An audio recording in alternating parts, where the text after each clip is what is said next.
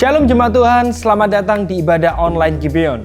Kami mengucapkan selamat Natal bagi saudara semua dimanapun saudara berada. Kiranya damai dan sukacita Natal beserta kita semua, dan kita senantiasa bersyukur atas kasih karunia-Nya yang begitu besar, di mana Ia telah mengutus anak-Nya yang tunggal, Yesus Kristus, untuk turun ke dalam dunia demi menebus hidup kita dan mengampuni segala dosa kita. Mari saat ini kita siapkan hati dan pikiran kita untuk datang beribadah kepada-Nya. Tuhan Yesus memberkati.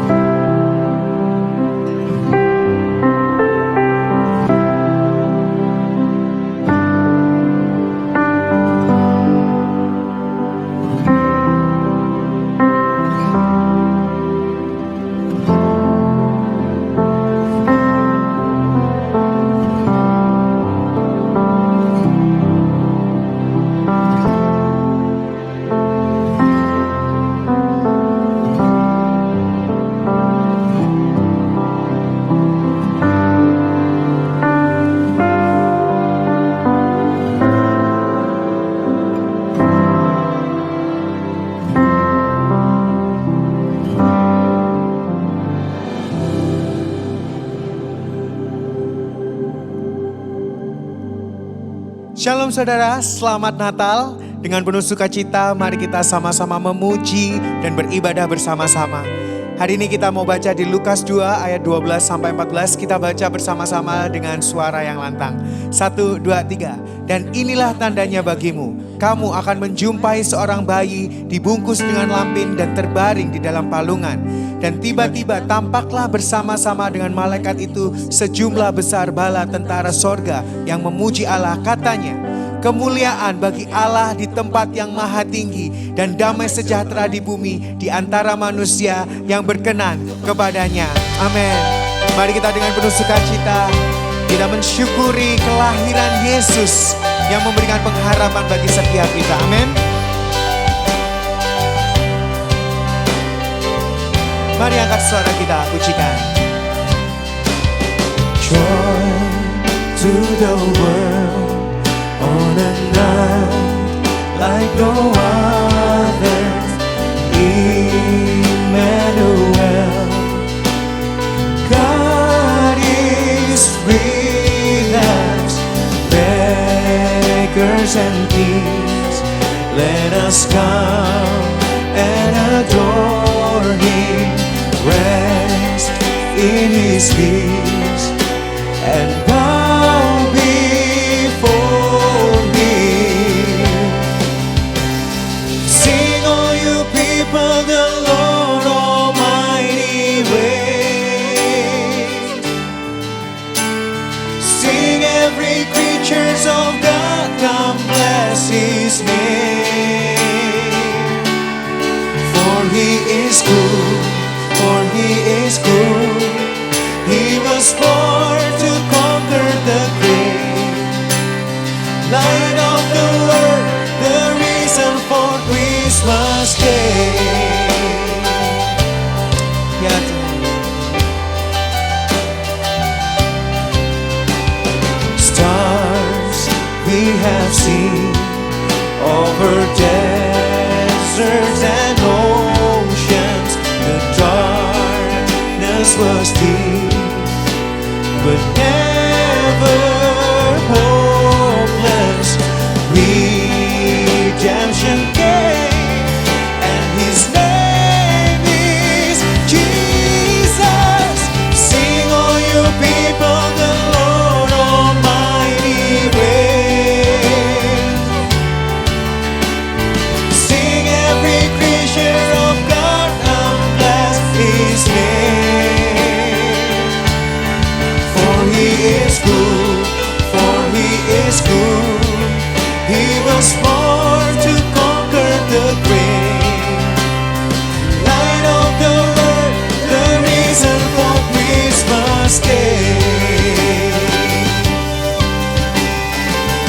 Mari angkat suara kita pujikan from the mountains. From the mountains, we will shout it out. For the Lord our God Almighty reigns. He is with us. He is with us now. For the Lord our God Almighty reigns. From the mountains, we will shout it out. For the Lord our God Almighty reigns. He is with us. He is with us now. For the Lord our God. Sing it one more time. From the mountains, come on. We will shout it out. For the Lord our God Almighty reigns. He is with us. He is with us now. For the Lord our God Almighty reigns. Sing all you people, the Lord Almighty reigns.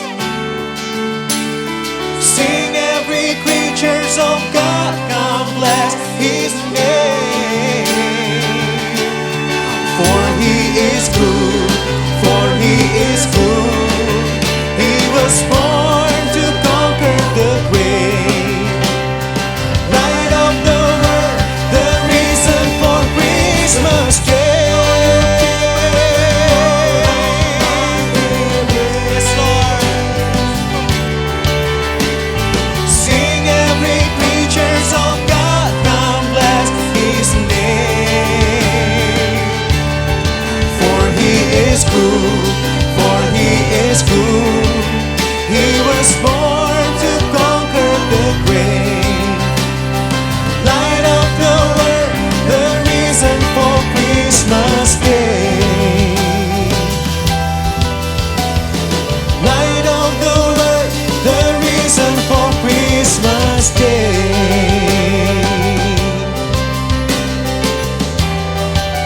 Mari angkat suara kita pujikan. From the mountain, we will shout it out. For the Lord our God Almighty reigns. He is with us. He is with us now. For the Lord our God Almighty reigns.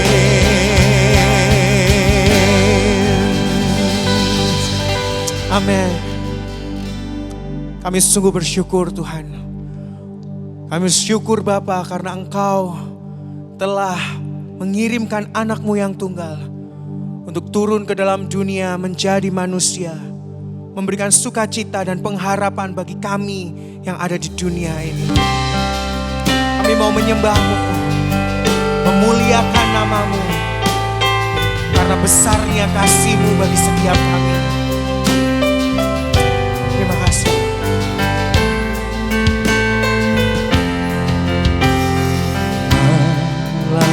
Kudus, bintang gemerlap bercahaya malam ini. Yesusku lahirlah. Mari jemaat Tuhan kita pujikan. Manusia binasa dalam dosa, diselamatkan karena Kristus datang. Yang susah tenang, bersukacitalah karena Raja mulia lahirlah. Angkat suara kita pujikan. Sembah sujud dengar suara malaikat malam kudus Kristus Yesus lahir. Yesus rela menjadi manusia. Sang pencipta serupa dengan kita, lahir dalam balungan yang hina. Anak Allah menjadi manusia, datang ke dunia sebagai penebus. Katakan, rela tinggalkan segala kemuliaan, gantikan kita, dia dikorbankan. Sembah sujud, oh dengar cerita Injil, malam kudus, malam Kristus lahir, malam kudus, malam Kristus lahir.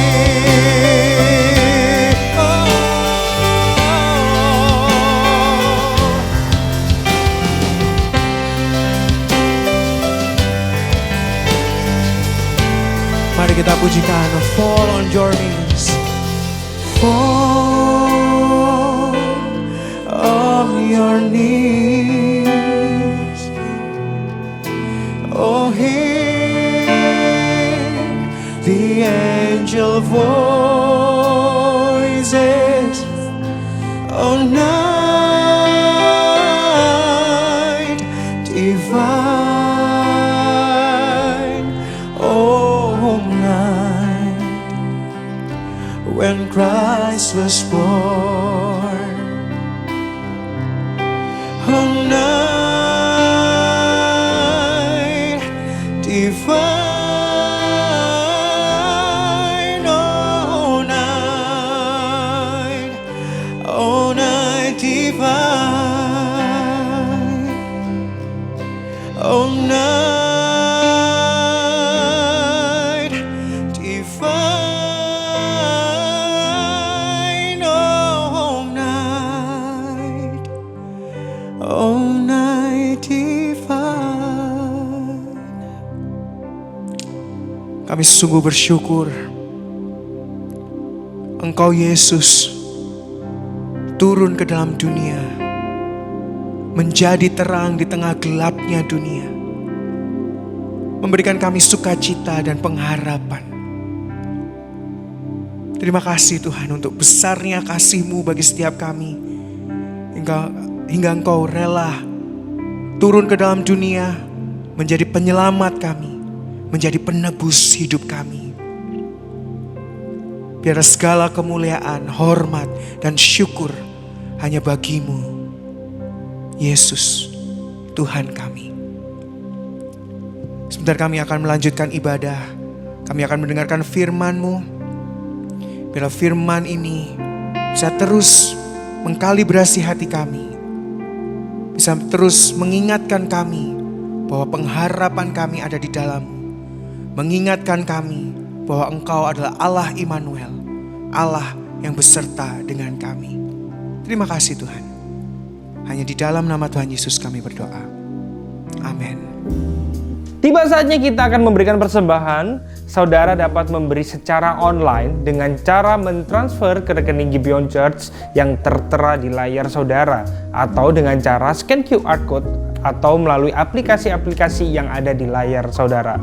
Kita memberi bukan supaya diberkati, tetapi kita memberi karena kita sudah diberkati, khususnya melalui kasih karunia dan anugerah keselamatan yang ada di dalam pribadi Yesus Kristus. Sebelum memberi, mari kita sama-sama berdoa. Bapa di surga, kami mengucap syukur atas anugerah-Mu yang begitu besar. Engkau telah mengutus putra-Mu yang tunggal, Yesus Kristus, untuk mengampuni segala dosa kami Tuhan. Tuhan, kami akan memberi, biarlah kami memberi dengan sukacita, karena kami tahu bahwa ini akan digunakan untuk pelebaran kerajaan-Mu di bumi, dan kami tahu ini akan digunakan untuk kemuliaan-Mu ya Tuhan. Terima kasih Tuhan atas anugerah-Mu di dalam kehidupan kami. Kami berdoa dan mengucap syukur hanya di dalam nama Tuhan Yesus Kristus. Amin. Selamat memberi. Hello Church, Merry Christmas to you all. Senang bisa berjumpa kembali di Gibeon Christmas News.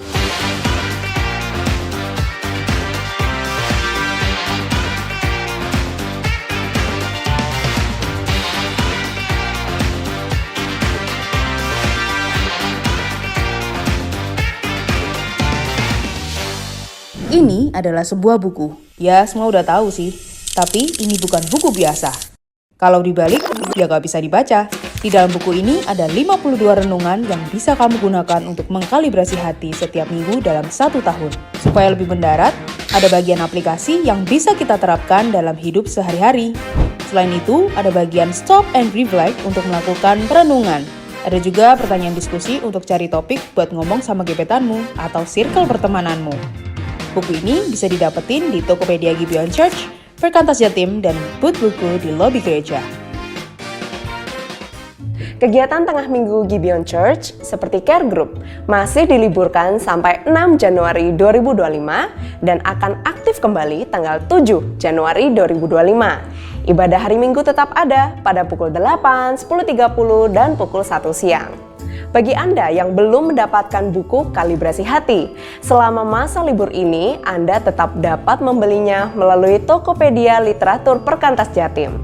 Seluruh keuntungan dari penjualan buku Kalibrasi Hati akan disumbangkan untuk mengembangkan Gospel Centered Movement di Indonesia. Info berikut ini adalah bagi Anda, pasangan yang berencana untuk melangsungkan pemberkatan nikah di Gibeon Church pada periode bulan Juli hingga November 2025. Gibeon Church akan mengadakan kelas premarital untuk membekali Anda memasuki rumah tangga yang baru. Kelas pertama akan dimulai pada tanggal 21 Januari pukul 6 sore.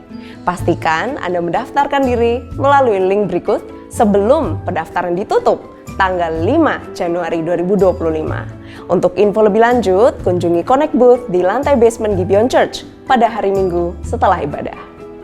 Proses pembangunan dan renovasi gedung gereja Gibeon masih terus berlangsung. Kami mengucapkan terima kasih atas kontribusi Anda semua. Progres dana yang telah terkumpul adalah sesuai yang tertera di layar ini. Anda masih dapat memberi dengan melakukan scan QR Code atau transfer melalui rekening Building Fund di layar ini. Sudah follow sosial media Gibeon Church? You can find us on Instagram, Facebook, and TikTok Gibeon Church Surabaya. Langsung follow sekarang juga ya, supaya Anda tidak ketinggalan info-info terupdate mengenai events yang ada di Gibeon Church. That's the end of Gibeon Christmas News hari ini. Merry Christmas and enjoy the beautiful Christmas sermon. Salam sejahtera jemaat yang dikasihi Tuhan. Merry Christmas, selamat hari Natal. Saya senang sekali Anda bisa tune in. Thank you for tuning in hari ini. Saya tahu kita tidak ada on-site service hari ini, tetapi melalui online service ini, dimanapun Anda berada, saya berharap Anda dapat spend time with your family. But the most important thing, kita bisa mengingat makna Natal yang sesungguhnya. Sehingga pada waktu Anda merayakan Natal, Anda tidak hanya merayakannya secara tradisi, secara agamawi, tapi Anda benar-benar mengerti maknanya. Dan hari ini saya akan membawakan sebuah firman yang berjudul Mujizat Kehadirannya. Nah, bagi saudara yang pertama kali hadir bersama dengan kami mau mengucapkan selamat datang, thank you for tuning in. Kami mempunyai hashtag, bukan tempat untuk orang sempurna, tapi kita semua disempurnakan oleh kuasa Injil dan oleh kasih karunia Kristus. Amin. Nah, ayat nats kita hari ini berasal dari Yohanes 1 ayat 1 sampai 5, kemudian kita akan lompat ayat 12 sampai ke 14. Kita akan membacanya bersama-sama. Saya akan membacakan yang ganjil, saudara membacakan yang genap ya. Pada mulanya adalah firman. Firman itu bersama-sama dengan Allah dan firman itu adalah Allah. Ia pada mulanya bersama-sama dengan Allah. Segala sesuatu dijadikan oleh Dia dan tanpa Dia tidak ada suatu pun yang telah jadi dari segala yang telah dijadikan. Dalam Dia ada hidup dan hidup itu adalah terang manusia. Terang itu bercahaya di dalam kegelapan dan kegelapan itu tidak menguasainya. Nah, kita akan lompat di ayat yang ke-12, kita baca sama-sama. Tetapi semua orang yang menerimanya diberinya kuasa supaya menjadi anak-anak Allah, yaitu mereka yang percaya dalam namanya. Orang-orang yang diperanakkan bukan dari darah atau dari daging, bukan pula secara jasmani oleh keinginan seorang laki-laki, melainkan dari Allah. Ayat 14 ini adalah ayat nats kita.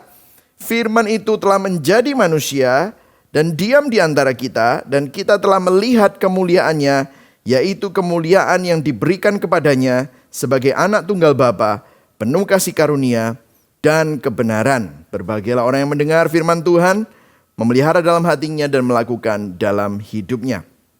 Dan sekali lagi judul dari khotbah saya hari ini untuk menutup khotbah berseri The Greatest Miracle. Hari ini kita bicara tentang mujizat kehadirannya. Nah, ayat yang baru kita baca berasal dari Injil Yohanes. Yohanes memulai Injilnya bukan dengan memaparkan fakta historis tentang kelahiran Yesus Kristus seperti ketiga Injil lainnya, seperti Matius, Markus, dan Lukas. Nah, Injil-Injil yang lain lebih membahas apa yang terjadi pada saat momen Natal. Apa fakta-faktanya, siapa tokoh-tokoh yang terlibat. Tetapi kalau saudara tadi baca di Yohanes 1, Yohanes tidak menuliskan itu semua. Yohanes tidak menyebut nama Maria. Yohanes tidak menyebut nama Yusuf, Zakaria, Simeon, atau gembala, malaikat. Yohanes hanya membahas apa makna dan arti Natal. Dan dibalik semua fakta di ketiga Injil yang lain, apa makna Natal secara teologis? Apa makna Natal secara filosofis? Itulah sebabnya hari ini saya akan membahas itu. Dan Yohanes memulai Injilnya dari kacamata kekekalan Allah. Jadi Yohanes ingin membawa kita dari surga. Kalau kita tadi baca di ayat 1 dikatakan pada mulanya adalah firman. Dan firman itu bersama-sama dengan Allah. Dan firman itu adalah Allah. Dan kemudian ayat 14-nya inilah cerita Natal di kitab Yohanes. Dikatakan bahwa firman itu telah menjadi manusia dan diam di antara kita. Dan kita telah melihat kemuliaannya. Nah, ini adalah poin saya dari khotbah ini. 3 hal. Firman itu telah menjadi manusia. Apa maknanya? Dan diam di antara kita, apa signifikansinya? Dan kita telah melihat kemuliaannya, apa implikasinya? Oke saudara, kita akan mulai satu-satu. Dan semoga saya berdoa pada saat Anda memahami ini semua, pikiran Anda terbuka. Dan Anda jadi semakin mantap dan mengerti apa makna Natal sesungguhnya. Nah, kita akan mulai di nomor 1. Firman itu telah menjadi manusia. Artinya Yesus Kristus adalah firman Allah yang menjadi manusia. Nah saudara, kalau saudara ingin mengenal seseorang, saudara tidak bisa hanya observasi saja. Karena kalau melalui observasi, saudara kind of know. Saudara bisa mengenal seseorang dengan pengamatan tetapi tidak seluruhnya. Saya kasih contoh. Misalnya saudara ingin kenal Presiden Prabowo begitu saudara ya. Maka Anda bisa mengobservasi dia. Misalnya minuman kesukaannya apa. Makanan kesukaannya apa. Nah dari situ saudara bisa mengambil kesimpulan bahwa wah Pak Prabowo itu senangnya minum teh. Tapi waktu beberapa saat saudara juga melihat loh kok kadang-kadang minum kopi. Atau ternyata lebih sering minum kopi. Jadi mungkin apakah dia penggemar teh atau penggemar kopi. Nah menurut observasi Anda bisa menebak. Dan tahu informasi paling tidak orang tersebut minum apa.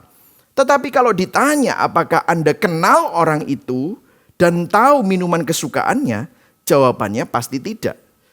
Misalnya tentang kopi atau teh tadi. Dengan pengamatan bisa sangat membingungkan. Karena kadang-kadang Pak Prabowo minum teh. Pak Presiden minum kopi kadang-kadang.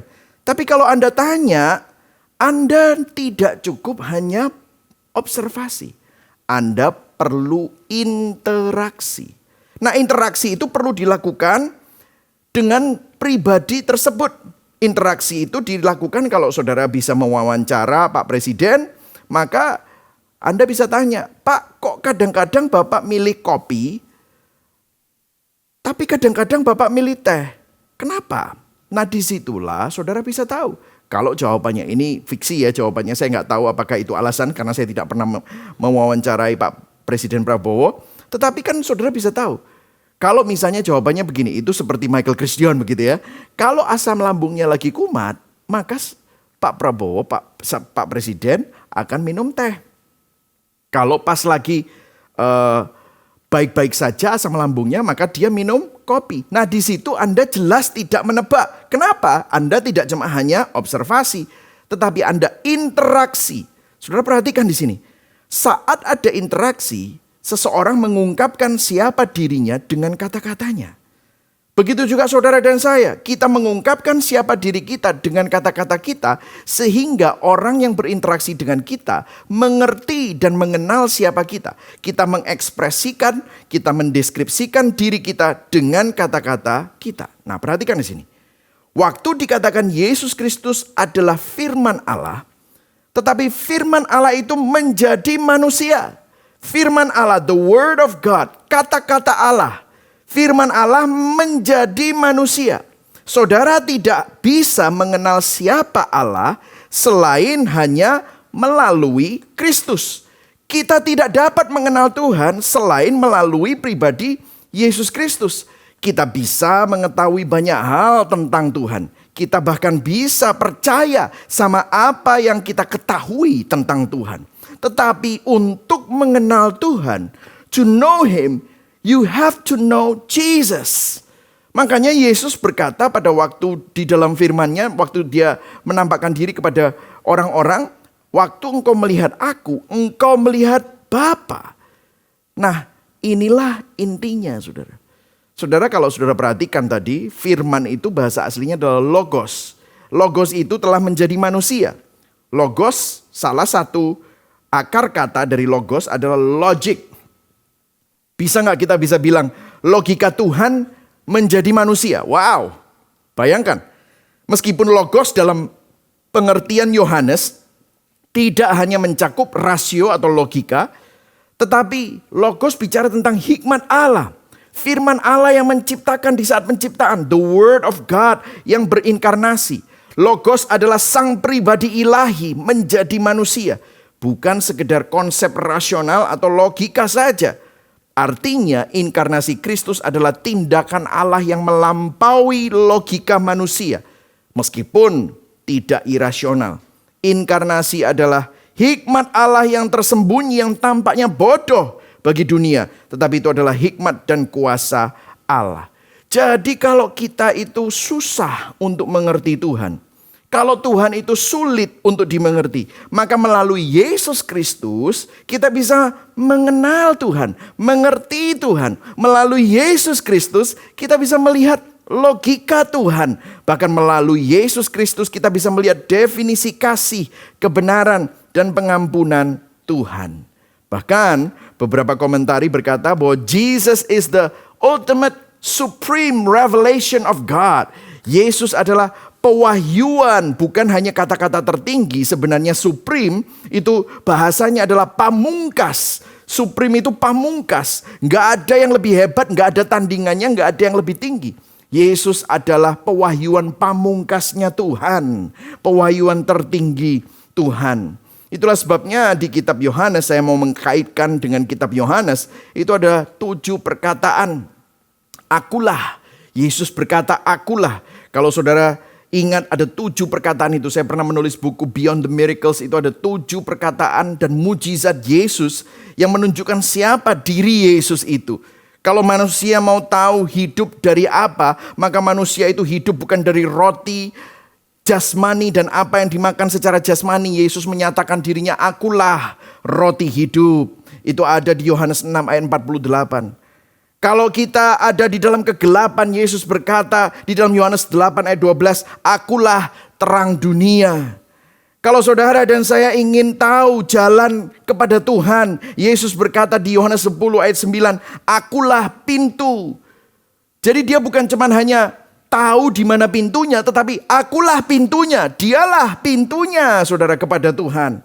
Kalau saudara ingin tahu siapa yang memimpin hidup kita, Yesus berkata di Yohanes 10 ayat 11, akulah gembala yang baik.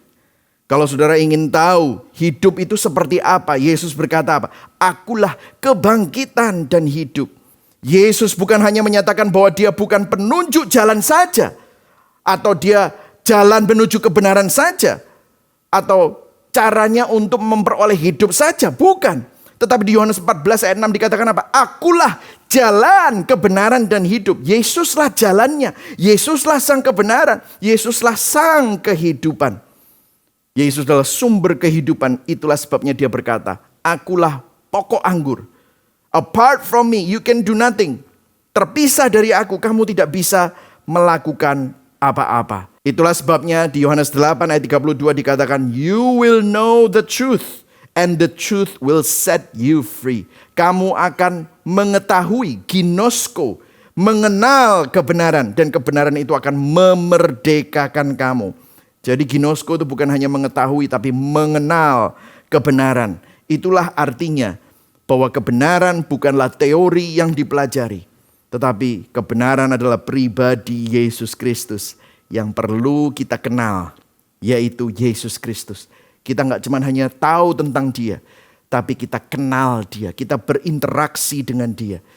Dia adalah Sang Firman yang menjadi manusia. Firman, Logos itu telah menjadi manusia. Kenapa kok ini signifikan sekali lagi? Karena firman itu menjadi daging. Yang ilahi menjadi jasmani. Firman itu menjadi rentan. Firman itu menjadi bayi. Firman itu menjadi seorang pribadi. Bahkan pribadi yang rapuh. Firman itu bisa dibunuh. Perhatikan saudara. Semua Tuhan ciptaan manusia selalu digambarkan kuat. Selalu digambarkan dahsyat. Tapi tidak ada yang berani menggambarkan Tuhan yang lemah. Tapi kenapa di dalam Alkitab melalui kitab Yohanes, kenapa kok firman yang ilahi, yang tidak terbatas, mau menjadi jasmani, menjadi manusia, menjadi rapuh, menjadi terbatas, dan menjadi rentan? Kenapa kok itu penting sekali? Nah, untuk menjawab ini saya ingin memberikan sebuah ilustrasi yang pernah disampaikan oleh Timothy Keller di dalam salah satu bukunya mengenai sebuah kasus nyata, kisah nyata di tahun 1964 di New York City. Itu adalah pembunuhan Kitty Genovese. Jadi pada tahun 1964 terjadi kasus pembunuhan yang dilakukan oleh pembunuh pada wanita yang berusia 20 tahun yang bernama Catherine Susan Genovese, yang lebih familiar dengan nama Kitty Genovese, di apartemennya yang berlokasi di kota New York City, Amerika Serikat. Masyarakat Amerika dan dunia kala itu dihebohkan oleh kematian Kitty karena faktanya sebenarnya sang pembunuh itu, si perampok itu sebenarnya pergi. Karena saat Kitty berteriak minta tolong, dia bilang, tolong, tolong, aku dirampok. Dan dia sempat tertusuk oleh pisau. Tapi dia waktu teriak itu, saudara tahu lampu-lampu apartemen di sekitar kejadian tersebut itu menyala. Dan itu membuat perampok ketakutan. Karena waktu menyala, orang-orang mengeluarkan kepala mereka keluar untuk melihat apa yang sedang terjadi. Mereka melihat tetangga-tetangganya dan tahu bahwa Kitty sedang dalam bahaya. Dan waktu lampu-lampu apartemen itu menyala, si pembunuh panik melarikan diri. Karena berpikir tetangga-tetangganya pasti akan turun dan menolong. Tapi di sini faktanya yang mengagetkan. Perhatikan di sini. Tidak ada satupun dari 38 tetangganya yang lampu apartemennya menyala turun dan datang untuk menolong Kitty. Meskipun mereka melihat dan mendengar ada kejadian yang mengerikan tersebut. Meskipun mereka mendengar jeritan Kitty minta tolong. Meskipun mereka mendengar Kitty sedang dirampok. Mereka tidak ada yang turun. Mereka hanya nyalakan lampu, mereka hanya melihat dari jauh. Dan tidak terjadi apa-apa. Dan saudara tahu apa yang terjadi? Kitty di bawah sedang kesakitan tertusuk, tidak ada yang menolong. Akhirnya beberapa menit kemudian sang pembunuh datang kembali dan membunuh Kitty dan merampok Kitty. Tidak ada satupun tetangganya yang turun. Kenapa kok tidak ada yang turun? Karena begini saudara, kalau mereka turun, mereka harus mempertaruhkan nyawa mereka. Gak ada yang mau meresikukan hidup mereka dan diri mereka untuk menolong Kitty. Karena kalau mereka turun, mereka bisa jadi korban selanjutnya. Kalau mereka turun, mereka jadi rentan. Perhatikan di sini. Apa hubungannya dengan Natal? Apa arti Natal? Waktu Tuhan mendengar teriakan dan jeritan derita umat manusia. Tuhan turun dari surga. Tuhan menjadikan dirinya rentan. Tuhan turun ke dunia. Dan dia tahu ada harga yang harus dibayar. Dan saudara tahu apa yang harus dibayar? Dia harus menjalani salib. Harga yang dia harus dibayar adalah dia harus dibunuh. Itulah arti Natal. Waktu Tuhan mendengar jeritan saudara. Waktu Tuhan mendengar teriakan dan penderitaan manusia. Dia tidak hanya duduk di atas. Dia tidak hanya menyalakan lampunya. Dan hanya mengirimkan mujizatnya mungkin. Tetapi dia sendiri mau turun ke dunia untuk menolong dan menyelamatkan saudara dan saya yang paling hina. Itu yang menyebabkan kita sekarang paham kalau mengerti ini. Itulah sebabnya Yesus tidak memilih turun di tempat yang mewah. Namun lahir di sebuah palungan, di kandang domba. Yaitu tempat yang paling najis untuk menjangkau saudara dan saya yang hina, miskin dan najis. Yesus tahu kita membutuhkan pertolongan. Kita hidup di bawah kutuk, terjepit di dalam dosa, menjerit butuh pertolongan. Namun kita tidak tahu kita minta tolong sama siapa. Itulah sebabnya Yesus harus turun. Bukan sebagai anak dewa. Tetapi firman itu menjadi manusia. Itulah sebabnya dia Ibrani 2 ayat 14. Bahasa Indonesia masa kini dan ayat 18 dikatakan. Oleh sebab orang-orang yang ia sebut anak itu adalah makhluk manusia yang dapat mati. Maka Yesus sendiri menjadi sama dengan mereka dan hidup dalam keadaan manusia. Ia berbuat begitu, apa saudara? Supaya apa? Supaya dengan kematiannya ia dapat menghancurkan iblis yang menguasai kematian.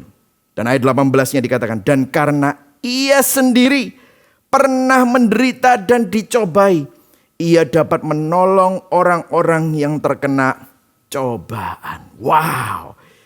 Itulah artinya firman itu menjadi manusia. Firman itu menjadi rentan. Yang ilahi menjadi jasmani. Supaya apa? Supaya dia merasakan apa yang saudara rasakan. Dia melalui apa yang saudara dan saya lalui.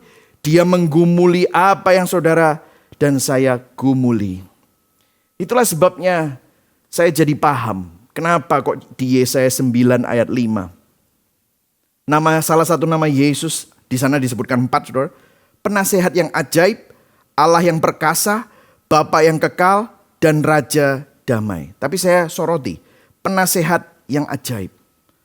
Why is it that his name is Wonderful Counselor? Yesus dibilang penasehat ajaib. Wonderful Counselor. Coba saya mau tanya sama saudara. Kalau saudara punya masalah bisnis dan keuangan. Terus kemudian saudara butuh ditolong, dinasehati, dikonselingin, didoakan. Saya mau tanya sama saudara. Saudara mau minta nasihat dan didoakan dan dikonselingin sama orang seperti apa? Saya kasih 3 opsi. Oke? Saya pernah ini memberikan ilustrasi ini. Tapi saya ulang ilustrasi ini untuk membuka mata kita dan mengingatkan kita lagi. Saudara sedang punya masalah apa? Bisnis dan keuangan. Dan saudara sekarang bisnisnya sedang dalam masalah menuju ambang kebangkrutan. Dan saudara butuh ditolong, dinasehati, didoakan, dikonselingin.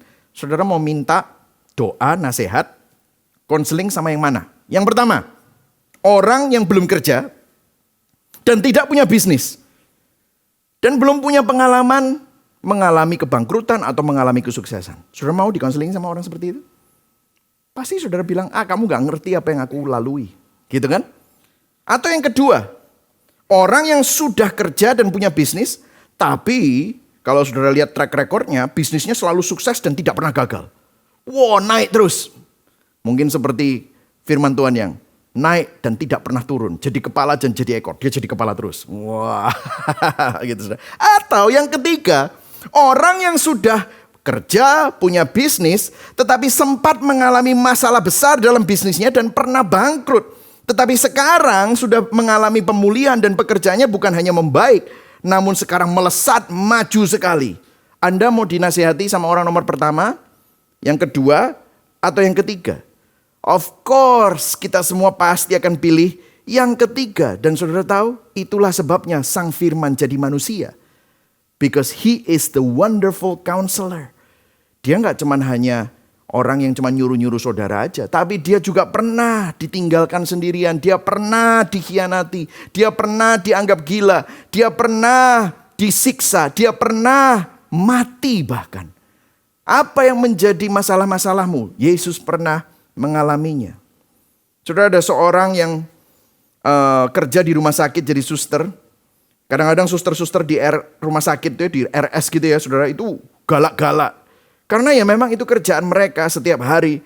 Dan mereka kadang-kadang bisa kurang empati, berkemanusiaan. Kalau nyuntik atau mindahin pasien kadang-kadang agak kasar. Ada kesaksian seorang perawat yang akhirnya dia mengalami batu ginjal. Ini suster. Dan dia harus dirawat di rumah sakit. Dan dirawat di rumah sakit yang lain, bukan tempat dia kerja.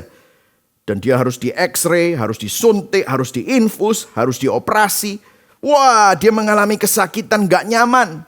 Dan pada waktu dia akhirnya sembuh, waktu dia kembali kerja jadi suster, baru saudara tiba-tiba dia punya empati.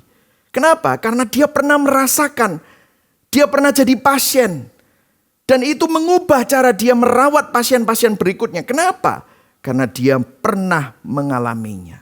Saudara, apa arti Natal? Apa yang Yohanes mau katakan kepada kita semua? Tidak ada Tuhan yang seperti ini.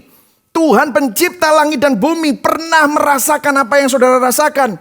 Apa yang telah kita alami. Rela turun menjadi lemah, menjadi rapuh. Yang ilahi menjadi jasmani. Supaya dia merasakan apa yang kita rasakan. Dan melalui apa yang kita lalui, dia menggumuli apa yang saudara dan saya gumuli. Bukankah itu merupakan kabar baik? Amin, saudara. Kemudian yang kedua, dia diam di antara kita. Saudara, Yohanes bisa memakai begitu banyak kata-kata, namun dia memakai kata diam. Dan saudara tahu bahasa asli diam itu skenoo. Skenoo, kalau saudara perhatikan kata-kata ini, Rasul Yohanes ingin mengingatkan pembacanya untuk mengingat cerita Musa yang berkata kepada Tuhan, "Show me your glory," tunjukkan kepadaku kemuliaanmu. Itu ada di Keluaran 33 ayat 18. Musa berkata, "Perlihatkan kiranya kemuliaanmu kepadaku." Kemudian Tuhan menjawab di ayat 20-nya, "Engkau tidak tahan memandang wajahku, sebab tidak ada orang yang memandang aku dapat hidup." Kemudian ayat 23, "Engkau akan melihat belakangku, tetapi wajahku tidak akan kelihatan." Saudara, seakan-akan Tuhan bilang gini sama Musa, kalau kamu mau dekat dengan aku, kamu gak bisa dekat. Paling dekat itu hanya bisa lihat belakangku. Itulah sebabnya Musa diminta untuk membangun tabernakel. Skenoo itu bicara tentang tabernakel. Itulah sebabnya Musa disuruh membangun tabernakel. Ada ukurannya, ada pelataran, ada ruang kudus, ada ruang maha kudus. Tuhan berkata, "Aku akan ada di ruang maha kudus. Kemuliaanku hanya ada di ruang maha kudus. Dan hanya imam besar yang boleh masuk. Dan imam besar itu harus mempersembahkan korban setiap kali mau ketemu sama Tuhan." Nah, apa yang mau dikatakan diam di antara kita? Nah, ini adalah kebalikan dari semua ritual-ritual yang terjadi. Firman itu menjadi manusia dan apa saudara? Bertabernakel diam di antara kita. Artinya melalui kelahiran Sang Firman yang menjadi manusia ini, yaitu Yesus Kristus, bukan kita yang mendekati Tuhan lagi. Karena sehebat-hebatnya upaya kita mendekati Tuhan, Tuhan masih jauh. Itulah sebabnya Tuhan yang menghampiri kita, Tuhan yang mendekati kita, Tuhan yang bertabernakel mendekati kita. Nah, apa implikasinya? Natal adalah cara Tuhan untuk mengakhiri sistem agama. Karena sekarang saudara tidak butuh ritual untuk datang kepada Tuhan lagi. Saudara tidak perlu pergi ke sebuah lokasi untuk ketemu sama Tuhan lagi. Karena Tuhan tidak lagi di ruang Maha Kudus di sebuah lokasi, di tabernakel secara fisik. Sekarang tabernakel itu pindah di dalam hati kita yang percaya kepada Dia. Natal adalah cara Tuhan untuk mengakhiri sistem agama. Karena agama berkata, kamu harus lakukan ini dan harus lakukan itu untuk mendekat kepada Tuhan. Makanya agama itu identik dengan do, lakukan. Kamu yang harus melakukan untuk mendekati Tuhan. Tetapi Yesus berkata, Yesus bukan agama. Yesus berkata, sudah selesai, it's done. Identik dengan sudah selesai, aku yang melakukannya. Sehingga bukan kita yang mendekati Tuhan, tetapi Tuhan yang mendekati kita. Agama dengan segala ritualnya berkata kamu harus taat untuk melakukan ini dan itu, baru kamu dapat diterima dan berkenan kepada Tuhan. Yesus berkata kamu sudah diterima melalui aku, di dalam aku. Karena aku sudah melakukannya semua secara sempurna. Itulah sebabnya sekarang saudara ada di dalam Kristus, saudara sekarang dimampukan untuk taat. Jadi kalau saudara beribadah sekarang bukan supaya diterima, tetapi karena saudara sudah diterima, makanya saudara sekarang beribadah. Makanya saudara sekarang memuji Tuhan. Makanya saudara sekarang berbuat baik, bukan supaya diterima dan berkenan. Tetapi karena saudara sudah diterima dan berkenan, hidupmu tidak lagi di bawah dosa. Itulah sebabnya saudara bisa melakukan perbuatan baik. Disinilah keterbalikannya. Sistem keagamaan diakhiri. Sekarang saudara tidak perlu lagi ke sebuah lokasi untuk bertemu Tuhan. Karena Tuhan menghampiri kita dan sekarang Dia ada di dalam kita dan bersama dengan kita senantiasa. Amin. Kalau saudara sekarang pergi ke gereja, itu untuk mengingat bersama-sama dengan segala orang kudus, bersama-sama di seluruh dunia di hari Minggu, di hari kebangkitan Yesus Kristus dari liang kubur, mengalahkan maut dan kuasa dosa dan maut. Untuk mengucap syukur bahwa engkau sudah menerima keselamatan karena karya Kristus. Ada sebuah ilustrasi dalam sebuah khotbah seorang pendeta dari Inggris yang bernama Dick Lucas. Dia menceritakan percakapan fiktif antara seorang Kristen dan tetangganya yang menyembah berhala di Roma. Menyembah berhala di kuil-kuil di Roma. Tetangganya bilang, aku dengar kamu adalah seorang yang taat beragama. Agama itu adalah hal yang baik. Di mana rumah ibadahmu? Atau tempat sucimu atau kuilmu? Si orang Kristen menjawab, kami tidak memiliki tempel, kami nggak ada kuil, nggak ada tempat suci. Jawab orang Kristen itu, Yesus adalah bait suci kita. Nah, si penyembah berhala bingung, tidak ada kuil. Tapi di mana imam agamamu? Kan imam itu harus ada untuk memediasi dan melakukan ritual mereka. Si Kristen menjawab, kami tidak memiliki imam. Kami tidak memiliki mediator untuk kehadiran Tuhan. Yesus adalah imam besar kita. Dan melalui Yesus, Tuhan hadir. Tidak ada imam? Tapi di mana kamu melakukan pengorbananmu untuk mendapatkan perkenanan dari Tuhanmu? Kami tidak membutuhkan pengorbanan. Karena Yesus adalah pengorbanan kita. Agama model apa ini? Gerutu si tetangga penyembah berhala. Karena apa? Kuilnya, tabernakelnya adalah Yesus. Imamnya adalah Yesus. Pengorbanannya adalah Yesus.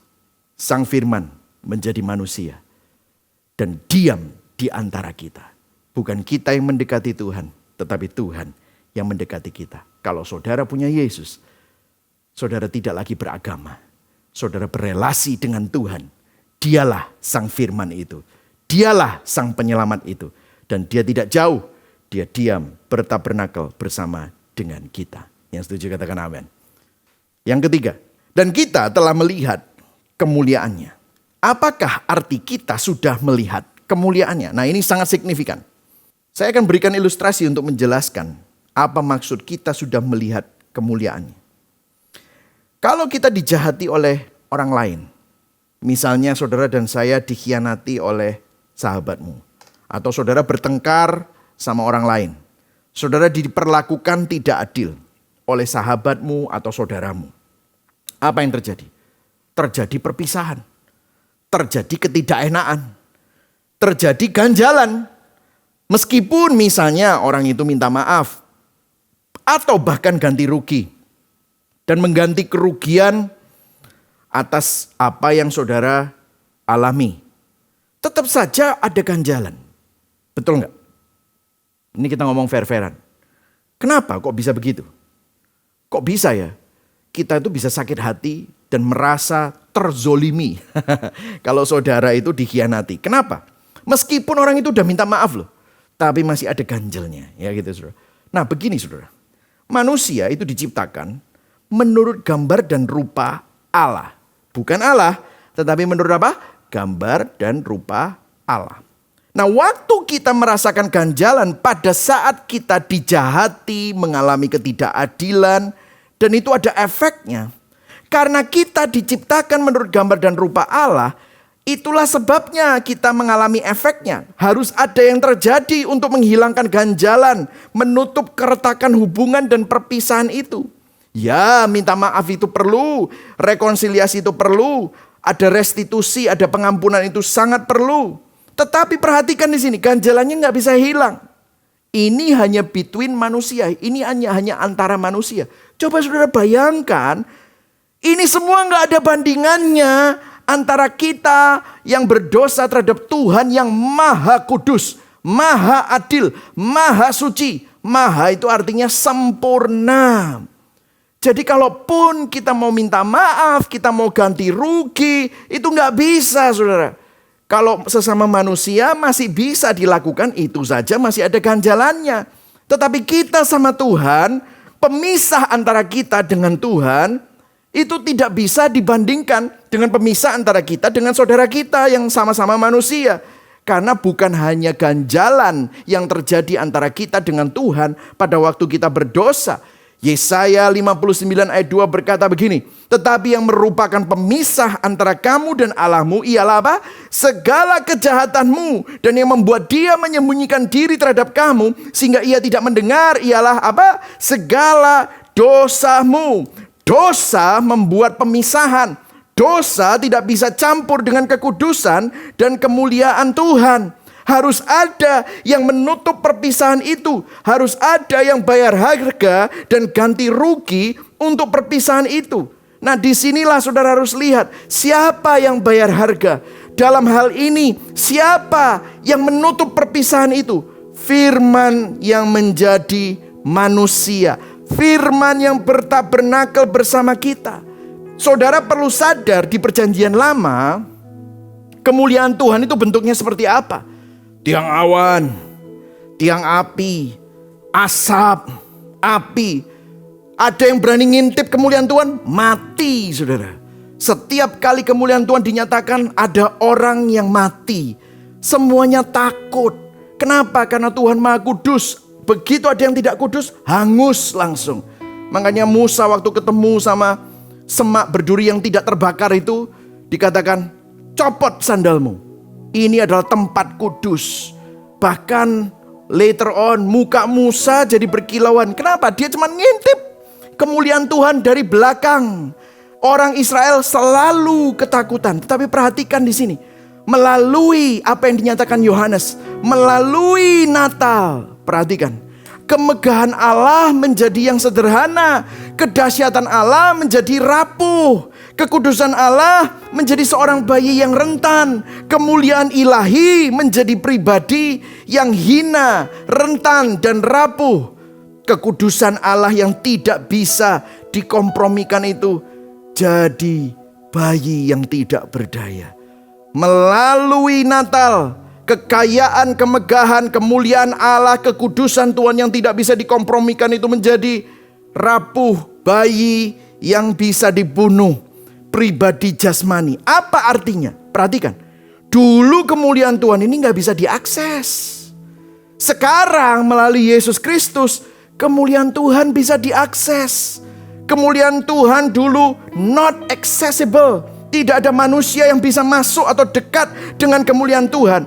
Melalui peristiwa Natal, kemuliaan Tuhan yang mendatangi kita, berdiam, bertabernakel, tinggal bersama kita, menjadi manusia yang rapuh dan rentan.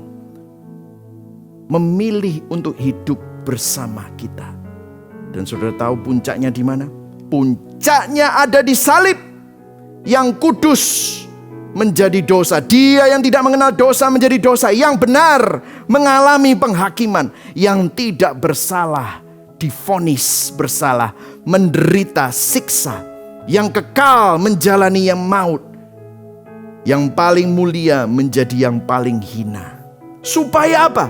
Supaya saudara dan saya yang tidak bisa menyelamatkan diri sendiri, yang berdosa, yang jahat, yang seharusnya dihakimi, yang disiksa oleh kutuk dosa, yang seharusnya binasa, yang sangat hina, yang terpisah dari Allah karena dosa, di dalam Kristus, Sang Firman yang jadi manusia yang bertabernakel, yang kita lihat kemuliaannya itu, di dalam itu, di dalam pribadi itu, di dalam pribadi Kristus, saudara diampuni, saudara dibenarkan, saudara didampingi, dan saudara menerima kemuliaannya yang kekal. Jadi di hari Natal ini, apa yang sedang kau alami? Apa yang sedang kau keluhkan? Apakah ada jawaban doa yang kau tunggu-tunggu? Apakah ada mujizat yang sedang kau gumulkan dan doakan? Perhatikan, sebenarnya jika kamu punya Kristus, kamu punya mujizat yang terbesar. Kalau kamu punya Kristus, kamu punya segalanya. Kamu punya penasehat yang ajaib. Kamu punya tabernakel Allah. Ruang Maha Kudus Allah itu bersama dengan engkau. Kamu punya hadirat Allah.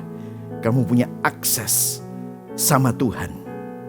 Maukah saudara datang dan mempercayakan hidupmu kepada Sang Penasehat ajaib, the wonderful counselor, Yesus Kristus.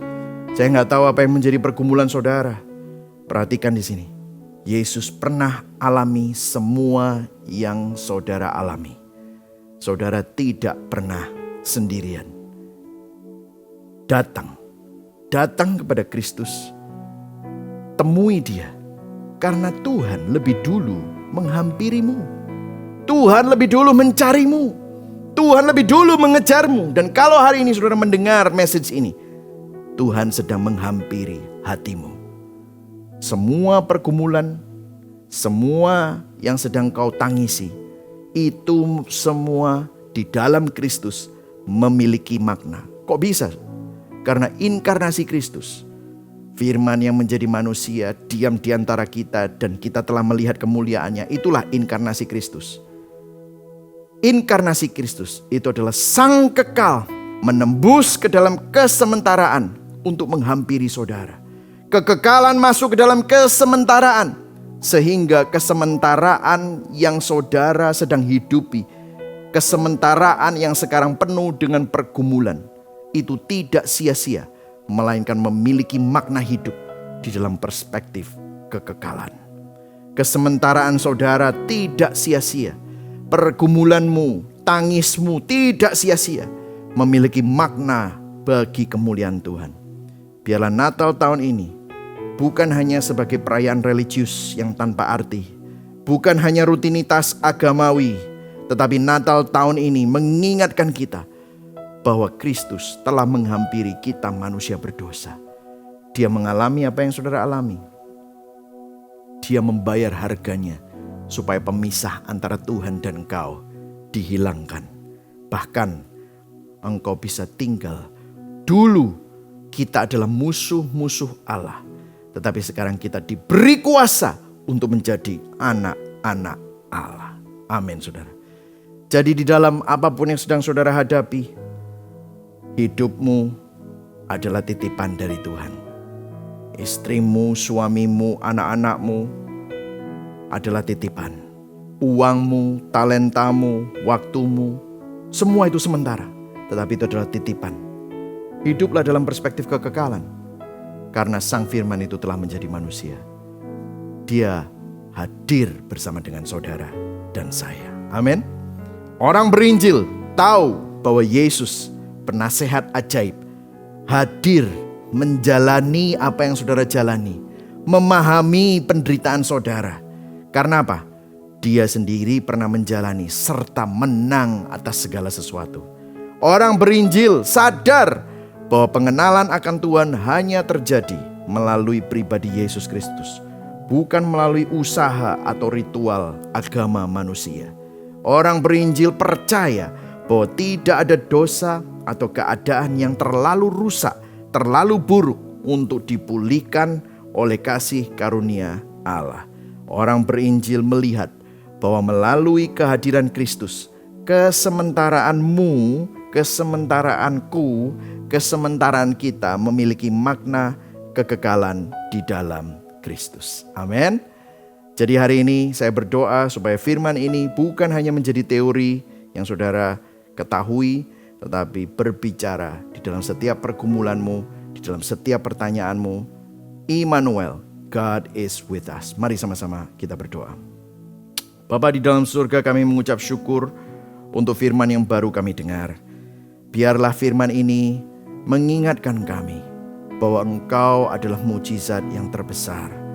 Bahwa firman itu menjadi manusia yang mulia, jadi rentan dan rapuh untuk mengenal, mencari, menghampiri kami. Sehingga kami bukan cuma observasi dari jauh, tetapi kami bisa interaksi dan mengenal Engkau. Dan Engkau diam di antara kami, supaya kami tidak perlu lagi melakukan ritual-ritual kosong agamawi. Tetapi kami mengalami Kristus, Sang Firman itu, Tuhan yang mulia, tidak jauh tetapi dekat. Dan kita mengenal kemuliaan-Mu. Kenapa? Karena kami semua, dosa-dosa kami sudah dibayar lunas. Pemisah antara kami dan Engkau sudah ditutup. Kristus menjadi jembatannya. Sehingga kemuliaan Tuhan bisa diakses. Kami yang kehilangan kemuliaan Allah, di dalam Kristus kemuliaan Allah itu menjadi milik kami. Kami yang dulu musuh-musuh Allah, sekarang kami menjadi anak-anak Allah. Terima kasih Tuhan untuk arti Natal yang luar biasa ini. Biarlah kami bukan hanya melakukan ibadah Natal secara agamawi, tetapi kami mengerti dan memahami dan menghidupi arti Natal yang sesungguhnya. Hamba-Mu berhenti berbicara, tetapi biarlah firman yang diberitakan dapat mengubah, menata ulang dan mengkalibrasi hati kami semua. Praise God in whom all blessings flow. Praise Him all creatures here below. Praise Him above, ye heavenly hosts. Praise Father, Son, and Holy Ghost. Puji Allah, sumber rahmat. Puji jaswa ciptaannya. Puji Dia para malaikat, Bapa, Putra, dan Roh Kudus. Amin. Mari jemaat yang dikasihi Kristus, sama-sama kita arahkan hati dan tangan kita kepada Tuhan yang menyelamatkan, memelihara dan menopang kita. Jemaat yang dikasihi Kristus, Allah Immanuel, mujizat kehadirannya menyertai engkau. Tuhan memberkati engkau dan melindungi engkau. Tuhan menyinari engkau dengan wajahnya dan memberikan engkau kasih karunia. Tuhan menghadapkan wajahnya kepadamu dan memberi engkau damai sejahtera. Kiranya Allah Bapa, kasih setia dari Tuhan Yesus Kristus, dan kuasa dan penghiburan Roh Kudus menguatkan saudara, memberkati saudara, dan menyertai saudara dari sekarang sampai Dia datang kedua kali, bahkan sampai selama-lamanya. Yang percaya sama-sama katakan amin. Selamat Natal, Tuhan Yesus memberkati. Terima kasih Anda telah beribadah bersama kami hari ini. Doa kami, kiranya iman saudara dikuatkan dan dibangun oleh Injil, sehingga kita dapat menjadi pelaku-pelaku kebenaran firman Tuhan. Bagi saudara yang baru pertama kali beribadah bersama dengan kami dan ingin menjadi bagian dari Gibeon Church, saudara bisa scan QR Code yang tertera di layar saudara. Di sana, saudara dapat mengakses Hello Form untuk jemaat baru, atau saudara juga bisa menghubungi kami melalui nomor WhatsApp kami yang tertera di layar saudara. Saudara juga bisa mengunjungi website Gibeon Church untuk mengetahui lebih lanjut mengenai kami. Sekali lagi kami mengucapkan selamat hari Natal, damai sukacita dan pengharapan di dalam Yesus Kristus menyertai kita semua. Soli Deo Gloria.